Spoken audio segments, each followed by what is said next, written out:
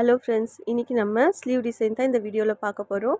இந்த பட்டு சாரிக்கு இப்போ ரொம்ப பாப்புலராக இருக்கிற இந்த ஸ்லீவ் டிசைனை எப்படி கட் பண்ணி ஸ்டிச் பண்ணுறதுன்னு பார்க்கலாம். லைனிங்கில் ஸ்லீவ் பேட்டர்ன் கட் பண்ணி எடுத்திருக்கேன். நான் எடுத்துருக்கிற அளவு வந்து உயரம் வந்து 11 இன்ச் எடுத்திருக்கேன். தையலுக்கெல்லாம் சேர்த்து 11 இன்ச் எடுத்திருக்கேன். அகலம் வந்து 7.5 இன்ச் எடுத்திருக்கேன். தையலுக்காக 1 இன்ச்சு சேர்த்து 8.5 இன்ச்சாக எடுத்திருக்கேன். கீழே வந்து 5 இன்ச் எடுத்திருக்கேன். தையலுக்கு சேர்த்து 6 இன்ச்சாக எடுத்திருக்கேன். 3 இன்ச்சு மார்க் பண்ணி அங்கேருந்து வளைவு போட்டிருக்கேன். நீங்கள் உங்கள் ஸ்லீவ் பேட்டர்னை இது மாதிரி லைனிங்கில் கட் பண்ணி எடுத்துக்கோங்க. இந்த லைனிங்கில் நம்ம வி ஷேப் கட் பண்ணிக்கலாம். ஃபஸ்ட்டு ஃபோல்டு சைட்லேருந்து 2.5 இன்ச்சு மார்க் பண்ணிக்கோங்க. கீழே இறக்கம் வந்து 6 இன்ச்சு மார்க் பண்ணிக்கோங்க. எல்போ ஸ்லீவுக்கு இந்த அளவு வந்து கரெக்டாக இருக்கும். இப்படி ஒரு கோடு போட்டுக்கலாம். இந்த நம்ம கோடு போட்டதை கட் பண்ணி எடுத்துக்கலாம். இந்த பீஸ் வந்து லாஸ்ட்டில் ஸ்லீவ் ஜாயின் பண்ணும்போது கரெக்டாக இருக்கான்னு பார்த்துக்கலாம். இப்போது வந்து வி ஷேப் கட் பண்ணி எடுத்தாச்சு. இப்போது நம்ம ஸ்லீவுக்கு கட் பண்ணி வச்சுருக்கோம்ல மெயின் பீஸு, அதுலேருந்து ஒரு பீஸ் எடுத்துக்குங்க.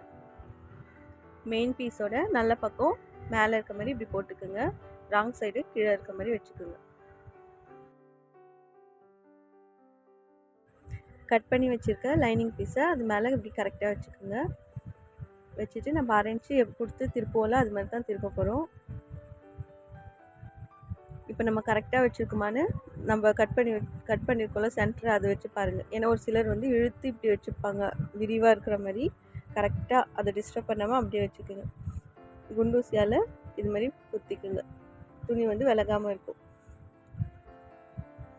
பிகினர்ஸ்லாம் இது மாதிரி தைச்சிங்கன்னா உங்களுக்கு வந்து பர்ஃபெக்டாக க்ளீனாக வரும் அந்த ஸ்லீவ் டிசைனு. இப்போ நம்ம இந்த வி ஷேப்லேயும் தைச்சிடணும், இந்த கீழவும் தைச்சிடணும். ஃபஸ்ட்டு நம்ம கீழே தைச்சிக்கலாம்.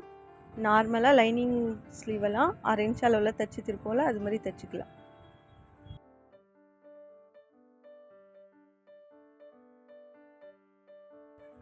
கீழே தைச்சாச்சு. இந்த வி ஷேப்பில் நம்ம தைச்சிக்கலாம். இதில் வந்து 1/4 இன்ச்சு அளவில் அந்த ஓரத்தில் கரெக்டாக தையல் போட்டே வாங்க. அந்த வி ஷேப் வர இடத்துல கரெக்டாக ஊசியை நிறுத்தி திருப்புங்க.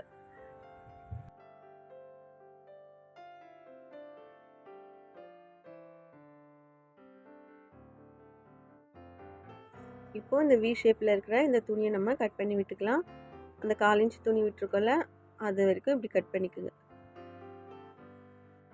இப்போ வந்து அந்த தையல் மேலே படாமல் அந்த தையலுக்குள்ளவே இது மாதிரி கட் பண்ணி விட்டுக்குங்க. அந்த சென்டரில் கரெக்டாக கட் பண்ணிவிட்டு இந்த சைட்லேயும் கட் பண்ணிக்கோங்க, இந்த சைட்லேயும் இது மாதிரி கட் பண்ணிக்கோங்க. இது மாதிரி கட் பண்ணிவிட்டு திருப்பும் போது நமக்கு எந்த ஷேப் எடுக்கிறோமோ அது கரெக்டாக வரும். இப்போது இந்த சைடு ஓப்பன் வழியாக கையை விட்டு இது மாதிரி எடுத்து விட்டுக்குங்க.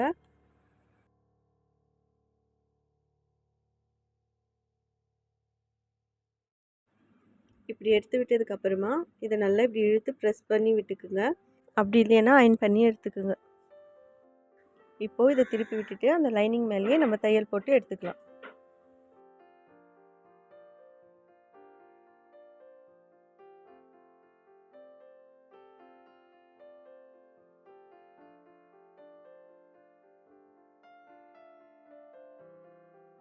இப்போது லைனிங்கை சுற்றி எக்ஸ்ட்ரா இருக்க துணியை நம்ம கட் பண்ணி விட்டுக்கலாம்.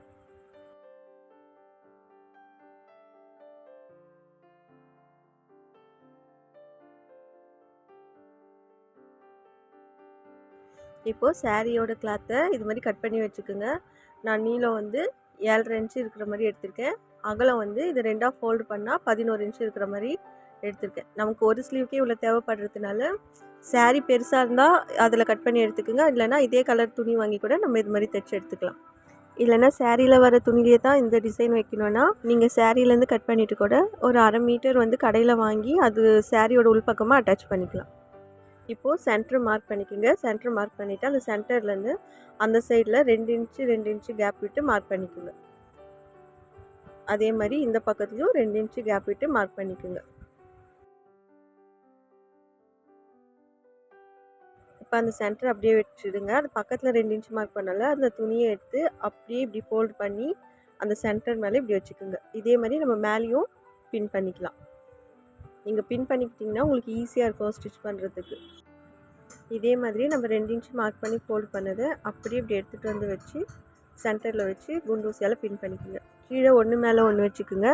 மேலே வைக்கிறது மட்டும் ஒவ்வொரு மடிப்புக்கும் 1/2 இன்ச்சு கேப் இருக்கிற மாதிரி இது மாதிரி கொஞ்சம் தள்ளி தள்ளி வச்சுக்கோங்க.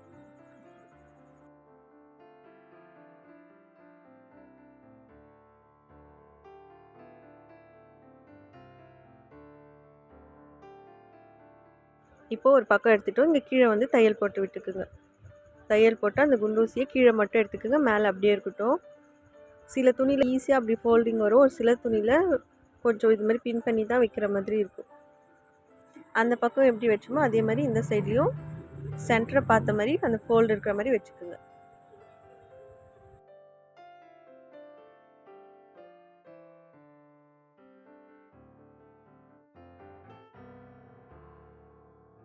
இப்போது இந்த பக்கத்தையும் நம்ம கீழே வந்து ஒரு தையல் போட்டுக்கலாம். கீழே தையல் போட்டதும் இதை நம்ம அயன் பண்ணி எடுத்துக்கலாம். அயன் பண்ணி எடுத்துக்கிட்டால் நமக்கு இது மாதிரி தான் வரும். அது நீங்கள் அதுக்கப்புறம் அந்த ஃபோல்டு வந்து மாறவே மாறாது, அப்படியே நின்றுடும். இப்போது ஸ்லீவுக்கு சென்டராக அதை கரெக்டாக வச்சுக்கோங்க. இது மாதிரி கரெக்டாக வச்சு அதை சுற்றி குண்டூசியால் பின் பண்ணிக்கோங்க. பின் பண்ணிவிட்டு அந்த வி ஷேப்பில் நம்ம தையல் போட்டு எடுத்துக்கலாம்.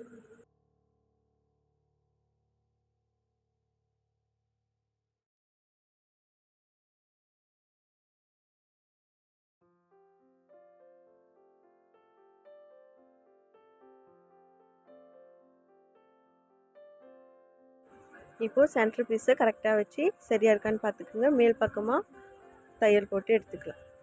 அந்த சென்டர் பீஸுக்கு 1/4 இன்ச்சு மேலே இருக்கிற மாதிரி ஒரு தையல் போட்டு எடுத்துக்குங்க. இப்போ நம்ம போட்ட தையலுக்கு மேல் பக்கமாக இருக்கிற எக்ஸ்ட்ரா துணியை கட் பண்ணிக்கலாம். அந்த தையல் மேலே படாமல் கட் பண்ணி விட்டுக்குங்க. இப்போது பின்பக்கமாக எக்ஸ்ட்ரா இருக்க துணியை கட் பண்ணி விட்டுக்கலாம். அந்த தையல் போட்டிருக்கோம்ல, அதுலேருந்து 1/2 இன்ச்சு அளவு துணியை விட்டுட்டு கட் பண்ணி விட்டுக்குங்க. இப்போ நம்ம 1/2 இன்ச் அளவு கட் பண்ணலை, அதை நீங்கள் முடிஞ்ச அளவுக்கு ஓவர்லாக் போட்டு எடுத்துக்கோங்க. அப்படி ஓவர்லாக் போட முடியலைன்னா நம்ம கையிலே கூட ரோல்டு எம்மிங் தையலை போட்டுக்கலாம். அப்போ நமக்கு பிசுறும் வெளியே வராது, பிரிஞ்சும் வராது, பட்டு சரியாக இருந்தால் ஜரியும் குத்தாமல் இருக்கும். இப்போ நம்ம தைச்சி முடிச்சாச்சு. இது சிம்பிளாகவே நல்லாயிருக்கும். அப்படி இல்லைன்னா நீங்கள் லேஸ் ஒர்க் கூட வச்சுக்கலாம். இன்றைக்கி நான் பீட் ஒர்க் தான் பண்ண போகிறேன். அதுக்கு நான் ஃபஸ்ட்டு இது மாதிரி ஆன்டிக் பீட் எடுத்திருக்கேன். அதை வந்து கீழ்ப்பக்கமாக அந்த வி ஷேப்புக்கு கீழே வருதுல்ல, அந்த இடத்துல வந்து ஒரு 5-6 பீட்ஸ் எடுத்து பூ இருக்கிற மாதிரி தைச்சிக்கிறேன். இதை தைச்சிட்டு அதை சுற்றி சிங்கிள் பீட்ஸ் வந்து அந்த வி ஷேப்பில் தைச்சி எடுத்துக்க போகிறேன்.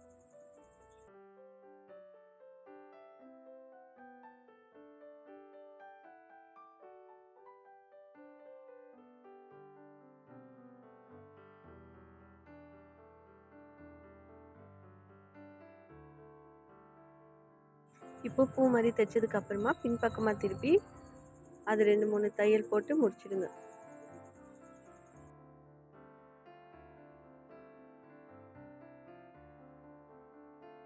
இப்போ இந்த ஓரத்தில் ஒரு பீடாக தைச்சி எடுத்துக்கலாம். அவ்வளோதான் ஃப்ரெண்ட்ஸ், நம்ம சூப்பரான ஒரு ஸ்லீவ் டிசைன் இன்றைக்கி பார்த்தோம்.